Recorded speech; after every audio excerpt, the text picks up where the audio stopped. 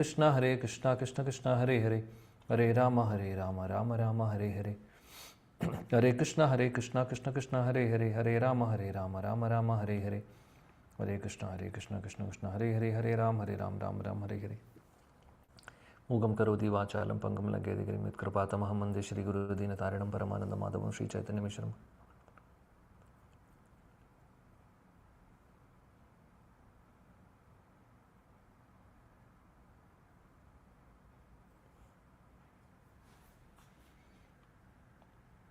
Hare Krishna.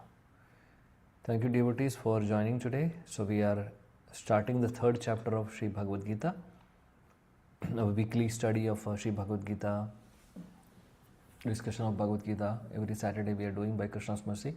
So we have completed 2 chapters. Today we are starting the third chapter, which is entitled Karma Yoga. So second chapter is the contents of the entire Gita summarized. It's a summary of all the Gita's main topics, which we already discussed. That's the second chapter. Now, in the third chapter is specifically explaining about Karma Yoga. Already we have seen Karma Yoga in the second chapter. I hope all of you remember. We have seen Sakama Karma, we have seen Nishkama Karma. So basically this third chapter and fifth chapter speaks about Karma Yoga, or in other words, Nishkama Karma Yoga. Okay, so Karma Yoga and Nishkama Karma Yoga is same, because whenever there is yoga means there is a connection with Krishna, right? So by doing our activity, by dedicating our activity to Krishna, then that becomes Karma Yoga or Nishkama Karma Yoga. Okay. So now let's begin our first sloka. Text 1. Arjuna Vacha. Jyayasi chet karmanaste mata buddhir janardana. Okay, who is going to recite with me? Anybody would like to follow me? Hare Krishna Babuji. Yeah. Arjuna Vacha. Arjuna Vacha. Jyayasi chet karmanaste Jyayasi chet karmanaste Mata buddhir janardana. Mata buddhir janardana. Tat kim karmani ghore mam. Tat kim karmani gore mam. Niyojyasi Keshava. Niyojyasi Keshava. Yeah. Translation. Arjuna said, O Janardana, O Keshava, why do you want to engage me in this ghastly warfare? If you think that intelligence is better than fruitive work. Hare Krishna. Yeah. So now Arjuna is asking a question. In the previous chapter, we have seen that Krishna spoke about Buddhi Yoga, right? After speaking Nishkama Karma Yoga, he speaks about Buddhi Yoga. Means Buddhi Yoga is nothing but Buddhi Yoga, not Nishkama Karma. After he spoke about Kami Karma or fruitive activities, Karma Kanda, then he spoke about Nishkama Karma Yoga. And Nishkama Karma Yoga, basically he said how to do Nishkama Karma Yoga, he said about Buddhi Yoga. So in that context, Buddhi Yoga is Nishkama Karma Yoga in the second chapter. So Arjuna is asking, intelligence is better, means Buddhi Yoga is better than Karma Kanda. That you already mentioned. Then why you are asking me to, do this, participate in this battle? Because that's a karma, and it will bring some reactions. So if then why I have to do that? He's asking. So Srila Prabhupada's purport, Srila Prabhupada ki jai. The Supreme Personality of Godhead Sri Krishna has very elaborately described the constitution of the soul in the previous chapter. I hope all of you remember the second chapter, beginning from 11th verse onwards up to 30th verse, with a view of delivering his intimate friend Arjuna from the ocean of material grief. Science of soul, Krishna has already explained, described in the second chapter, and the path of self-realization has been recommended. Self-realization, or the path of self-realization, is nothing but Buddhi Yoga or Krishna consciousness. Sometimes Krishna consciousness is misunderstood to be inertia. And one with such a misunderstanding often withdraws to a secluded place to become fully Krishna conscious by chanting the holy name of Lord Krishna. So sometimes Krishna consciousness is misunderstood to be inertia. Means inertia means what? Inactive. So Krishna consciousness is not inactive actually. But sometimes there is a misunderstanding. Oh, if I do this karma, if I do this activity, I will get reaction, so I will not do this. So that's not the right approach. So Prabhupada mentions that one with such a misunderstanding often withdraws to a secluded place to become fully Krishna conscious by chanting the holy name of the Lord. Like they will think that okay, if I am associating with this world, I will be caught in the reaction cycle. So I don't want to get into that. So let me leave everything. Let me just renounce everything and go to forest, to a secluded place. Let me only meditate on Krishna.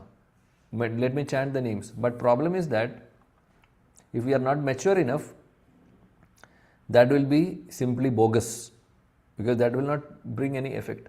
If our heart is not transformed, we will not be able to do this secluded bhajan.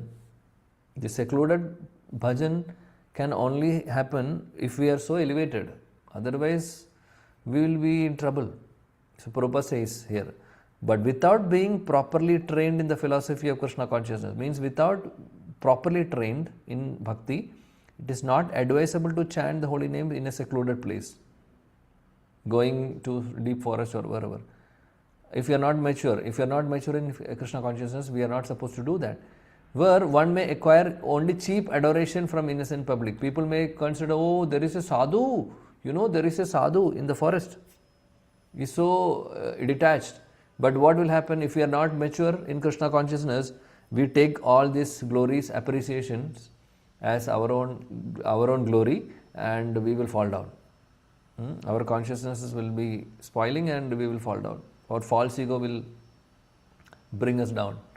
So Prabhupada mentions Arjuna also thought of Krishna consciousness or Buddhi Yoga or intelligence in spiritual advancement of knowledge as something like retirement from active life and the practice of penance and austerity at a secluded place. So initially Arjuna had a thought that Krishna consciousness means, or Buddhi Yoga means, or Bhakti Yoga means renouncing everything and practicing it and doing so much of austerity, penance, austerity, tapasya at a secluded place. That is Krishna consciousness. This is what he was thinking initially.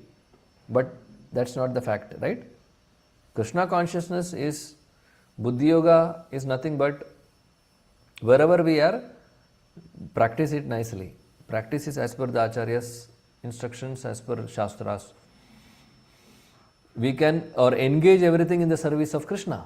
Engage all our senses, our possessions, achievements, fame, name, anything we have which has been given by Krishna. If we use in the service of Krishna, then that's Krishna consciousness. In other words, he wanted to skillfully avoid the fighting by using Krishna consciousness as an excuse. Right? So Arjuna wanted to maybe considering this to be an excuse for not fighting. Oh no, I will not. I will get attached, so I don't do it. But Prabhupada mentions clearly that, but a sincere student, he placed the matter before his master and questioned Krishna as to his best course of action. In answer, Lord Krishna elaborately explained Karma Yoga or work in Krishna consciousness. So Arjuna is a sincere student and Krishna is the supreme spiritual master. So the disciple is asking a question and Krishna is going to explain about Karma Yoga in this chapter. Second verse. So please follow me, whoever is following me. Vyamishreneva vakyena व्यामिश्रणेव वाक्येन buddhim mohayisva me बुद्धिं मोहयसीव मे tad ekam vada nishchitya तदेकं वद निश्चित्य yena shreyoham yen yen apnuyam. श्रेयोऽहम् आप्नुयाम्. Yeah. translation, Hare Krishna. My intelligence is bewildered by your equivocal instructions. Therefore, please tell me decisively which will be most beneficial for me. Hare Krishna. Yep. Thank you. So, Arjuna is asking this question, and I am a little confused now. Please tell me what is the best for me. What is best for me? So, here in the previous verse also, I think he is calling him as Janardana, right? Sorry, Keshava and Janardana. So, our Acharyas explains that Janardana means one who is the object of object who, for those desiring some ultimate benefit, means one who can bestow the ultimate benefit is called as Janardana. So we have seen this in the first verse. Janardana, Krishna is addressed as Janardana and also Keshava. So our Acharya explains that Janardana means one who is the object of for those who are desiring their ultimate benefit. And Keshava refers to again Krishna only, who is the controller of Ka. So Keshava has another meaning. K, or the word, actually K comes from the word Ka. So, and Ka denotes Lord Brahma, and Isha means Shiva. So one who is the Lord and the source of Ka and Isha. So one who is the source of Brahma and Shiva. Who is that? Krishna. This is one of the meaning of Keshava. And Arjuna is requested Krishna with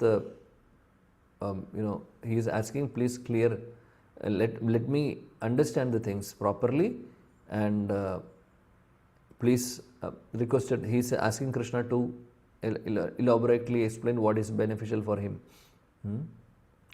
So that's what he is asking. I just thought of explaining that the meaning of Janardana and Keshava also here in this context. Prabhupada mentions in the purport. In the previous chapter, as a prelude to Bhagavad Gita, many different paths were explained, such as Sankhya Yoga, Buddhi Yoga, control of senses by intelligence, work with fruitive desire, without fruitive desire, position of a neophyte. So many things we have already seen in the second chapter. Sankhya Yoga is nothing but the science of the soul. Buddhi Yoga in that context is Nishkama Karma Yoga. Controlling the senses, also Krishna mentioned in the previous chapter. Working without fruitive desire, again that's part of Nishkama Karma Yoga. Position of the neophyte, our position as we are on the first stage only, that there is a long way to go for us in this process of bhakti. So few things we have already studied in the second chapter, and now he is elaborately presenting that in these chapters now from 3 onwards. This was all presented unsystematically. A more organized outline of the path would be necessary for action and understanding. So Arjuna therefore wanted to clear up these apparently confusing matters so that any common man could accept them without misinterpretation. Although Krishna had no intention of confusing Arjuna by any jugglery of words, Arjuna could not follow the process of Krishna consciousness. So Prabhupada mentions that there are some confusing matters because Krishna presented it. However, it was not in a systematic presentation. He just gave a brief only, just gave a glimpse only, but not elaborately explained. Now Arjuna is asking more details of it actually. Now Krishna will speak. He will open up each and every point, whatever he has seen, whatever he has spoken in the second chapter. Although Krishna had no intention of confusing Arjuna by jugglery of words, Arjuna could not follow the process of Krishna consciousness, either by inertia or by active service. So Arjuna was completely confused. Now he wants to be enlightened and he is requesting Krishna to speak. In other words, by his questions he is clearing the path of Krishna consciousness for all students who seriously want to understand the mystery of Bhagavad Gita. So if we want to understand the mystery of Bhagavad Gita, we need to put forward questions like this to those who are aware of it, like our spiritual master. So when we do that, when things are revealed to us, then we have to follow that path and we will be successful. Third verse, Shri Bhagavanu Vacha. Who is going to recite?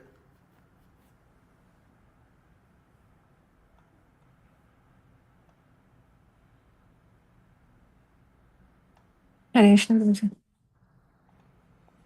Bhagavanu Vacha.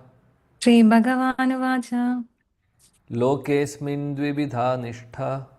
Lokesmin divida nishta. Pura prokta maya nakha.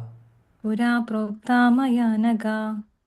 Jnana yogena sankhyanam. Jnana yogena sankhyanam. Karma yogena yoginam. Karma yogena yoginam. Translation. The Supreme Personality of Godhead said, O sinless Arjuna, I have already explained that there are two classes of men who try to realize the self. Some are inclined to understand it by empirical, philosophical speculation, and others by devotional service. Hare Krishna. Yeah, thank you. So now Krishna is saying that there are two types of people, two classes of people. And what are the two classes? Jnana Yoga and Karma Yoga. Jnana Yoga or Sankhya Yoga. Jnana Yoga is also Sankhya Yoga practitioners. Karma Yoga are Karma Yogis are Buddhi Yoga practitioners basically. So these are the two classes Krishna is saying here. Purport. So one is devotional service, which is nothing but now in this context is Nishkama Karma Yoga in this chapter, and other is empirical philosophical speculation. This is basically Jnana Yoga. Purport. In the second chapter, verse 39, Lord explained two kinds of procedures, namely Sankhya Yoga and Karma Yoga or Buddhi Yoga. Here see, Karma Yoga or Buddhi Yoga. In this context, Buddhi Yoga is called as Karma Yoga, or Buddhi Yoga means Karma Yoga or Nishkama Karma Yoga. Okay. In the verse, but Buddhi Yoga we will see in different contexts. Maybe in one place it speaks about Bhakti Yoga also. So Bhakti Yoga, Buddhi Yoga, Nishkama Karma Yoga, we should not get confused. See, we need to understand there are different levels of understanding. So Bhakti Yoga as it is, if we say, that means pure bhakti. Like we do chanting, so Shravanam, Kirtanam, Smaranam, these are all limbs of Bhakti Yoga. That's a direct process, that's first level. Second level of Bhakti Yoga sometimes is equated to Nishkama Karma Yoga. What is Nishkama Karma Yoga? Performing an activity without expecting any result and dedicating to Krishna. So this is also considered to be part of Bhakti Yoga, but it is not coming to the level of Shravanam, Kirtanam, Smaranam, because that is direct Bhakti Yoga. This is secondary, indirect we can say, not secondary, indirect. So Nishkama Karma Yoga is also sometimes called as Bhakti Yoga, however it doesn't come into the level of Shravanam, Kirtanam. However, it is also Bhakti in one context, because there is a dedication, we are dedicating to Krishna, right? In that context we need to understand. So sometimes the term Buddhi Yoga is equated to Nishkama Karma Yoga, or it is equated to Bhakti Yoga also, the pure Bhakti Yoga. So we will see the two different contexts. It is both interrelated, it's all very much related or connected, however there is slight difference. One is direct and one is indirect, and at the same time Buddhi Yoga sometimes means Nishkama Karma Yoga, or Buddhi Yoga sometimes means Bhakti Yoga, the pure Bhakti Yoga. So here in this particular context, which Krishna mentioned in the second chapter also, Buddhi Yoga means Nishkama Karma Yoga. So that you need to understand. And what is Sankhya? Sankhya is, we have seen, it is speculation or philosophical speculation.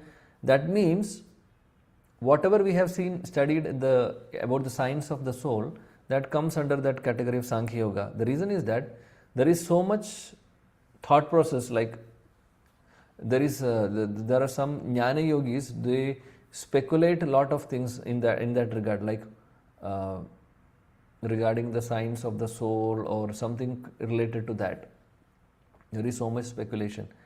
So which is like jnana yoga is, though it's a big thing, no doubt, but it is not coming to the level of bhakti, right? Because there is so much speculations and there will be so much knowledge also. Knowledge also will be there. However, there is no love. There is no kind of, that emotion is not there. Emotional loving mood is not there in jnana yogas, in jnana yogis. They may have knowledge. They may have, knowledge of the scriptures. They may be knowing everything, science of the soul and everything. However, there is no element of emotional, that love and feelings. That will be only there in bhakti yoga. So that is the difference. So bhakti yoga always comes on the top. Jnana yoga and karma yoga comes little down. However, all are the paths to Krishna, no doubt. Either karma yoga, jnana yoga or bhakti yoga. But bhakti yoga is the best path and the easiest path also. Best and easy. Best, and sometimes the best will not be easy. Here the best is also easy, because the reason is that we need to just take shelter of Krishna completely. That's all. Then things will be very easy for us. And that is the best path also. Yeah. In this verse, Lord explains the same more clarity. Okay. Sankhya Yoga, or analytical study of the nature of. See, Sankhya Yoga means analytical study of spirit and matter. We already studied that in the second chapter beginning. Is the subject matter for persons who are inclined to speculate and understand things by experiment, knowledge and philosophy. So they do so much speculation, so many experiments to study the nature of the spirit and matter, and so many analyses, or so many 24 elements of the world, 24 elements in the material world. So classifying these 24 elements in different ways, and so many things, that is about matter. And spirit also, like soul is not destructible. So all these are, Sankhya philosophies. The other class of men work in Krishna consciousness, as it is explained in the 61st verse of the second chapter. The Lord has explained about the 39th verse, that by working by the principles of Buddhi Yoga or Krishna consciousness, one can be relieved from the bonds of action. And furthermore, there is no flaw in the process. The same principle is more explained in the 61st verse of that this Buddhi Yoga is to depend entirely on the Supreme Lord, more specifically on Krishna, and in this way all the senses can be brought under control very easily. So Prabhupada is, connecting to the previous chapter by giving so many connections to the different verses of the previous chapter, wherein Krishna explained about Krishna consciousness. He explained about Buddhi Yoga. He explained about Buddhi Yoga, and also he explained about more. He has explained in different ways about Buddhi Yoga or Krishna consciousness, correct? And he also explained about Sankhya Yoga also in the previous chapter basically. So Prabhupada mentions that, therefore, both the yogas are interdependent. See, both are interdependent as religion and philosophy. Religion without philosophy is sentiment or sometimes fanaticism, while philosophy without religion is mental speculation. Very famous sentence of Prabhupada. Religion without philosophy is sentiment or sometimes fanaticism. Means we don't know the philosophy of bhakti or spiritual, or if we don't know the philosophy of spirituality, then we cannot then there is no meaning for the religion. So people are maybe showing off, or doing so that seems to be very religious, but if we don't know the philosophy, tattva behind that, then it is simply fanaticism or maybe sentiment. Similarly, while philosophy without religion, the tattva, if doesn't include Sanatana Dharma, if the tattvas doesn't relate to the dharma, then it is simply a mental speculation. So both are two things. Both we need to understand. Philosophy without religion is mental speculation, and religion without philosophy is simply sentiment or fanaticism. And he says the ultimate goal is Krishna, because the philosophers who are also sincerely searching after the absolute truth can come in the end of Krishna consciousness. That is also stated in Bhagavad Gita. So what is the ultimate goal? Ultimate goal is Krishna. The philosophers who are actually sincerely trying for absolute truth, they will come to that conclusion. Today or tomorrow they will come to the conclusion that Krishna is the ultimate goal. That is the point. So what does it mean? Any yoga process you follow, Buddhi Yoga, if it is Karma Yoga, if it is Dhyana Yoga, if we are practicing these yoga sincerely with proper understanding, then it will lead to Bhakti Yoga. It will culminate to Bhakti Yoga. That's what Prabhupada is saying here. So any other goal, any other yoga processes will lead to Bhakti Yoga if we are properly practicing it. And it should lead. It should lead. Otherwise, other yoga practices are useless. If Karma Yoga is not leading to Bhakti Yoga, if Jnana Yoga or Sankhya Yoga doesn't, or even Dhyana Yoga doesn't lead to Bhakti, then there is no point in doing those yoga practices basically. So it should culminate at some time. The whole process is to understand that the real position of the self in relation to the self, in relation to the Supreme. So Krishna is the Supreme Lord, we are the part and parcel.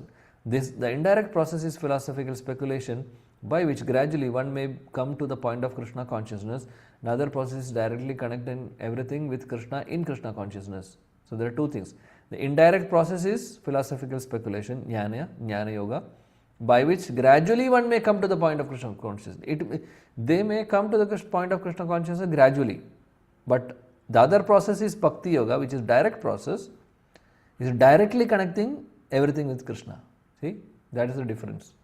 And of these two, the path of Krishna consciousness is better because it does not depend on purifying the senses by philosophical process.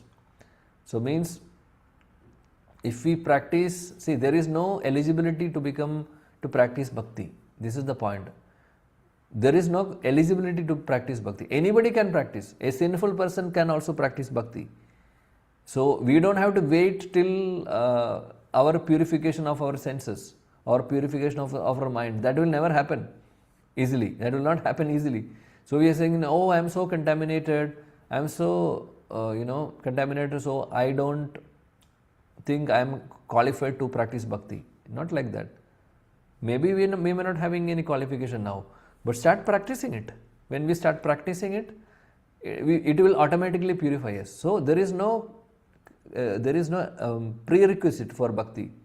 However, for jnana and all, there is some prerequisite. Why? Because if we are not having purity in our heart, then whatever speculation we are doing, it will be not correct. Whatever conclusions we will be coming to, that will not be proper. That is what. It does not, so Krishna consciousness does not depend on purifying the senses by philosophical process. However, Prabhupada says, Krishna consciousness is itself the purifying process. See?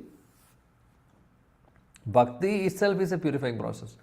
And we don't have to find any other processes for our purification. That's not required. If we practice bhakti, purification will automatically happen. And by the direct method of devotional service, it is simultaneously easy and sublime. See? So this is a direct method. The bhakti yoga or devotional service is directly is a direct process. It is simultaneously easy. As I mentioned, it is easy and sublime. So easy in the sense there is no need of any very, very severe austerities and penances to be done. Just start practicing bhakti yoga by chanting, hearing and all. Then and that is so it is pretty easy compared to other yogic process. Also it is very sublime. It is very special and it is the highest or the topmost. So as we just mentioned before, that sometimes the best will not be easily attainable. So best will not be easy to perform. hard work would be required. But Bhakti Yoga is something different, very special. It is the best process, at the same time it is the easiest process to perform. That's blessing. That is the blessing of Krishna. Verse number 4. Please follow me. Na karmanam anarambhan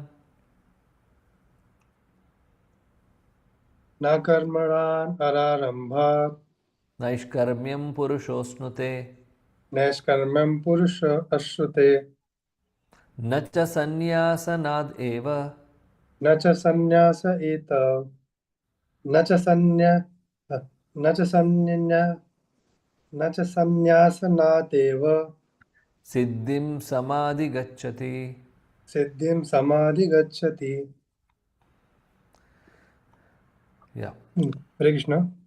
Not by merely abstaining from work can one achieve freedom from reaction, nor by renunciation alone can one attain perfection. Thank you, Prabhu. Not by merely abstaining from work. Means just by saying that I will not do the work, we cannot achieve freedom from reaction. And nor by renunciation alone can one attain perfection. Two things. So by merely not doing the work, we will not be free from the reaction. Because if we are supposed to do a duty, and for example, Kshatriya has to perform the duty, like participating in the Dharma Yuddha and maintaining this Dharma, re-establishing Dharma, that's the duty of a Kshatriya. And if we are abstaining from that particular work, then means we are not doing that work, then also there is a reaction for not doing the work. Similarly, nor by renunciation. So if somebody is leaving or renouncing something, and don't think that but just by renouncing we can attain perfection. It's not possible.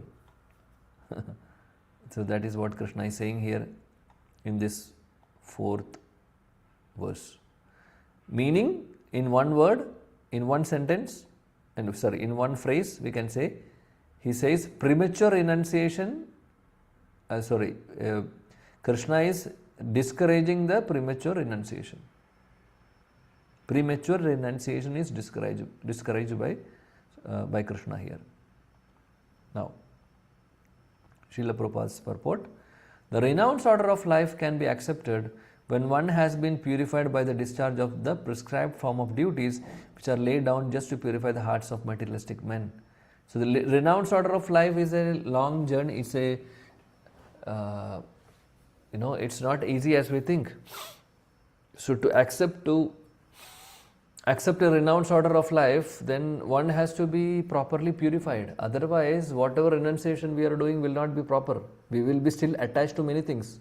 We may be having the dress of a sannyasi, but if we are still attached to so many things of this world, what kind of sannyasi we can become? How we can be called a sannyasi, right? So here, Prabhupada mentions that. So without purification, one cannot attain success by abruptly adopting the 4th order of life, sannyasa. According to the empirical philosopher, simply by adopting sannyasa or retiring from fruitive activities, one at once become good as Narayana. So this is Prabhupada saying this is something not correct. Just by adopting sannyasa, retiring from fruitive activities, we cannot become Supreme Lord. First of all, we can never become a Supreme Lord. Even we can never be called as a pure devotee also. We are just renouncing everything, but it doesn't mean that we are devotees, right? It's a deep, there is so much to do in that. Renunciation is not only the criteria. But Lord Krishna does not approve this principle. Without purification of heart, sannyasa is simply a disturbance to the social order. If there is no purification of heart, then it's a simple disturbance. On the other hand, if someone takes to transcendental loving service of the Lord, even without discharging his prescribed duties, whatever he may be able to advance in the cause is accepted by Lord as Buddhi Yoga. See, if someone takes to service of the Lord, transcendental service of the Lord means if someone is doing bhakti, even without discharging prescribed duties. Maybe if we are not able to do our duties properly, whatever he may be able to advance in the cause is accepted by the Lord. Whatever he is doing as a transcendental loving service to Krishna, then if he is not able to do his some of the duties, actual prescribed duties, then he is not losing anything. So swalpam apyasya dharmasya trayate mahado bhayat. Even a slight performance of such a principle enables one to overcome great difficulties. So even if we are doing a little bit of bhakti, that is a permanent asset for all of us. That is a permanent asset.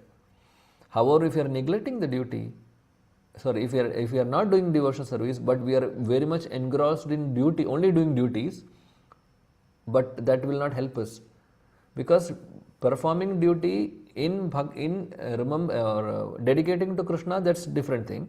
If we are doing our duty, like what is our duty? Going to the office, making some money, saving, having some savings, and so many other duties we have.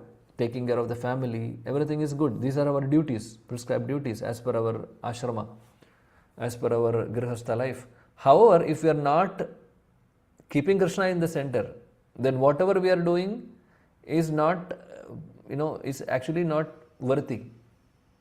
The reason is that ultimately serving Krishna is the topmost service. So what we have to do as grihasthas, we should keep Krishna in the center of our life and do service to him directly, like chanting is there, chanting we have to do, and hearing about him, studying the scriptures, everything and doing puja, deity worship at home and offering bhoga to him. So all this can be done. That is all direct process of bhakti. And when we do that, keeping Krishna in center, at the same time we are doing other things, other duties also. Whatever is required to be done to maintain the family, we can do, keeping Krishna in the center. Then that will be the perfect balance of a grihastha life. This is what we have to do.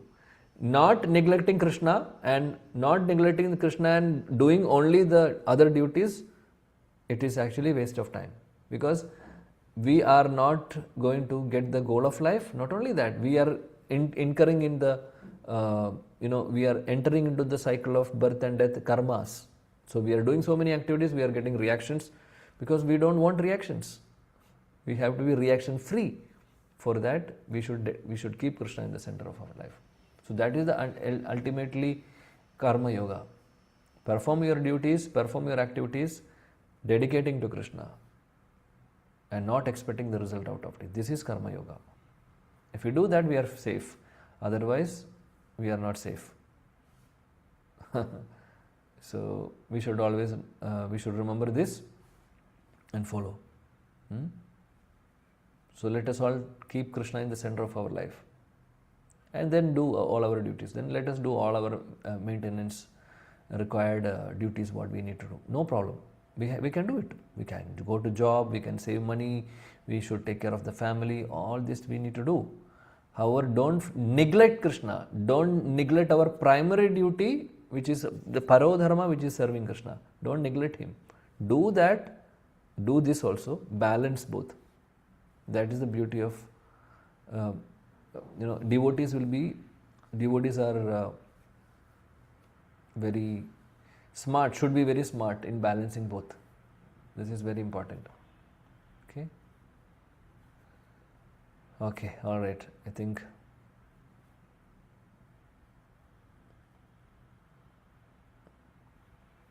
can take one more verse probably. I can do one more verse, I feel.